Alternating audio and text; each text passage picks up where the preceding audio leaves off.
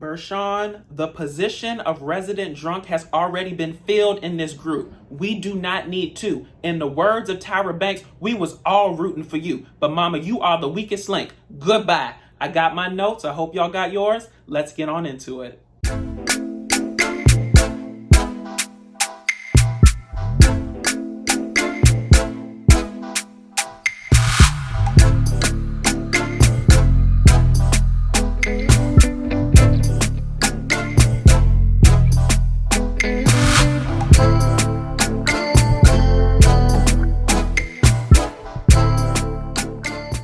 Y'all. Now, y'all please bear with me as I talk about Ramona and Eboni for the umpteenth time. I know y'all got to be tired of it. I'm tired of it as well. But since they done spent about 10 minutes of the episode dedicated to the aftermath of that situation, we got to talk about it. So the more I thought about it, I really feel that the central problem between Ramona and Eboni is that Eboni expects Ramona to be a well-rounded friend. Now, do not get me wrong. You are going to have friends in life that are completely well-rounded. You can go to them for absolutely everything from family issues to relationship issues to career issues to religion, etc., right? But then there are certain friends that you go to for certain things. And I think Eboni keeps messing up because she's expecting Ramona to be well-rounded when Ramona is one thing. Maybe max 2 or 3, right? Where you can go to Ramona for money stuff. You can go to Ramona for a house decorating and how to flip your house. And you can also go to her for probably emotional intelligence. Ramona is very good in terms of emotional intelligence when it comes to issues related to death, right? So you guys saw the flashback when she was talking to Leah and also when she was talking to Eboni in terms of their grandmother's passing and trying to comfort them. When Eboni announced that her grandmother died, Ramona ran straight across the table. She hugged her. She comforted her. She knew what to say, right? And I think that's a gift. And I think you have to recognize where your friends are and where they are not, right? So you're not going to be able to have the conversations with her surrounding, politics, the stress, struggles, and strife in your life as it relates to you being Black. But if you need a friend to lean on and some emotional intelligence in a situation, then Ramona might be your girl. So I'm going to leave it at that. But all I have to say is, with Ramona, know your strengths and know your audience. Moving forward, Leah and Eboni get matching grandma tattoos. Ramona says, wait 10 days. Listen, I was team Ramona in the whole situation. First off, I covered this in the last video, but I'm pro tattoo. If you want to get tattoos, get them. I said in the last video, but I don't personally have any tattoos because I have commitment issues, baby. I have been hurt, okay? And so I cannot commit to ink being on my body forever because, hell, I might be lightweight bipolar because I get the damn tattoo today and next Friday I'd be running down to the damn doctor's office talking about that I need this thing lasered off of me because, I have issues and I can't deal with it. So I know me and I know my strengths and my weaknesses, and that's not for me. But listen, if they wanted to memorialize their grandmothers with tattoos, go right ahead. If it's something personal and meaningful to you, why not? I did understand what Ramona was saying in that you might not feel exactly the way you feel 10 days from now. I'll give y'all a quick story. When I want to say 16, I wanted to get my ears pierced because everybody in my high school and stuff, they had their ears pierced. I wanted to get both of mine pierced. My mom told me, she said, not in my house, not at 16, but if you turn 18 and you want to get your ears pierced, I will support you. I will take you down there. I will pay for it. We'll get your ears pierced. Child, 2 years went by. I ain't want the damn ear piercing. No way. Okay. I became who I am today in terms of, I don't want no piercings. I don't want no tattoos. That's not my ministry. I love it on other people, but not me. Right. So I totally understood Ramona's point in terms of wait 10 days. But, I understand that in the moment when you're emotional and you really want to do something meaningful, then maybe it was a good idea to do it. So, congratulations to Eboni and Ramona. Eboni and Leah on their new tattoos. And I hope that it brings you solace every time you look at them. You remember the great times that you had with your grandmothers. So moving forward, y'all, to the tourist village. Now, the tourist village was whack as hell. Now, I understand when you go on trips, you have to go do the, the obligatory, go through the damn town and learn about stuff in terms of Salem. I thought it was going to be scary stuff. y'all drop down in the comments and let me know if Massachusetts is where the Pilgrims landed. I do not remember, but apparently they was back in colonial days with bonnets and capes and, you know, these brown lightweight khaki pants. I don't know. But suffice it to say, nobody was really feeling it except Leah, whose trip it was. So, you know, she had to wear the bonnet and stuff like that. Now, I am so glad that Bershan and Eboni decided to opt out of it, okay? Because if y'all think that Eboni was preachy before, the sermon, the never-ending history lesson, the biography of African culture that y'all would have gotten if she was forced to wear that bonnet and that cape and them lightweight khaki pants would have rivaled anything else that she would have had on this damn show, okay? So she could not dress up like the colonists and Tootsie Roll like everything was fine in the 1600s for black people, because it wasn't. So listen, good for Bershan and Eboni for knowing when to say no. And hell, good for the other girls for going off and doing what they needed to do to get through that whack ass damn village. But listen, let me not say all that. The people who was showing the damn village, they seemed very excited about what they were doing. But hell, everybody got to have a job, and clearly they must be very good at theirs. And I hope it was friendly and informational. That's all I got. Moving forward.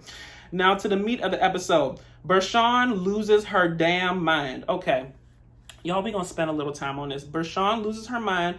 She calls the girls boring. She calls them grandmas, and then she calls Sonja a clown. Now, to me, when I first started seeing it, it was like I couldn't believe what I was watching when I was watching it, because when people are like motivational speakers and they're trying to encourage people and bring out the best in people, like, you think that these people have very, very high emotional intelligence and also just plain old common sense. It just seemed like Bershan couldn't stop herself from whatever was coming out of her mouth, right? And so we soon came to realize that she was drunk. I get that, okay? And her and Sonja, to me, are two sides of the same coin, okay? They both seem to drink too much and say too much and just become too, you know, it's like emotional vomit at that point. It's two sides of the same coin. On one side, you got Sonja, who's a fun drunk. On the other side, you got Bershan, who's a mean drunk, okay? I prefer a fun drunk to a mean drunk any day, but y'all drop down in the comments and let me know what's better, a fun drunk or a mean drunk. But anywho, Bershan lets us know that she got lawsuits going on. So to me, her whole diatribe of talking to the girls and insulting them and calling Sonja a clown and doing all that stuff, it's nothing but misplaced anger to me, okay? First off, these girls just met you. They are not responsible for you having fun on a trip. So to Luann's point, girl, if you are not having fun, there is the door. Go, be merry, let go, let have. Hell, tear up the damn town. But it is not on us to make sure that you're having a good time. That comes from you. Listen, there's a saying that happiness cannot be generated by anybody else. It comes from within, okay? So you need to look at you and figure out why you're not happy, why you're not having a good time. And it's probably because of all these damn lawsuits. Now, listen, I don't know if it's lawsuits coming at her or whether she's suing people, right? So drop down in the comments, y'all, and let me know if y'all got that in terms of, is she being sued or is she suing, okay? Because to me, the legal system is very stressful, okay? So that would be all the excitement that I would need in my life, and I would be very welcome for a damn boring-ass trip with, you know, boring women doing normal girlfriend stuff. You know, that seems actually fine to me if I'm having all these stress, struggles, and strife in my life down to the damn courthouse. But like I said, just misplaced lawsuits and misplaced anger, okay? So hurt people, and that's exactly what Bershan did. So moving forward, Ramona, who is responsible for bringing Bershan in the damn group in the first place, takes up for Bershan, and Bershan then throws Ramona under the bus with Leah to deflect.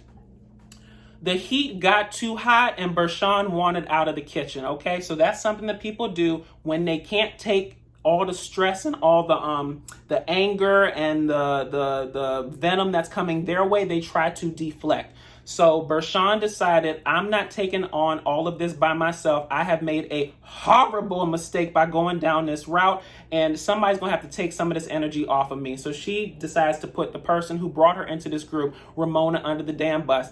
And another thing, I don't like when people allude to things and then don't say them outright. Either say it all or say nothing, right? But the little middle ground where, somebody may have said something, but I don't really want to get into it. Yes, you do. You're being messy on purpose, okay? So you might as well say it all on Front Street now, and perhaps that will distract us from you falling and bumping your head on this damn issue down to this table. So I thought that was ridiculous. And true to form, when Ramona feels uncomfortable and when she's trying to distract people, she starts dancing. This time she jumped on the table. Now, all I have to say about this is I don't think that the intended effect worked because people were still mad down to the table. And furthermore, Ramona, you may be simply ageist, but your ass is damn near 68. Y'all drop down in the comments and let me know how old she actually is. I don't know. But in my mind, for the purposes of this video, your ass is 68, which means your ass is damn near elderly or, on the gates of elderly, okay? So you don't need to be up on that damn table, baby. I was watching that thing with bated breath. I thought that table was going to flip and she was going to fly sideways, but I'm glad that, it worked out and you was able to get down off that damn table for this unsuccessful diversion. Now, when they get back to the house, the ladies confront Bershan and the point gets muddled with drunk Sonja.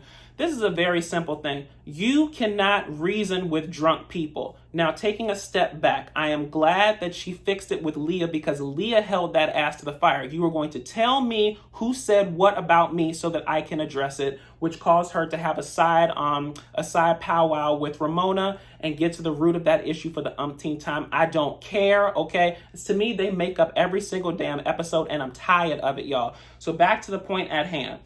Now, Bershan tried to apologize. The problem is that you can't have two drunk people trying to apologize to each other when they're two sides of the same coin. One is fun, one is drunk, okay? But Sonja's drunk gets a little bit dark the more alcohol she gets on into her, right? So even though Bershan was trying to apologize, the way Sonja operates, actually, let's talk about it for a second.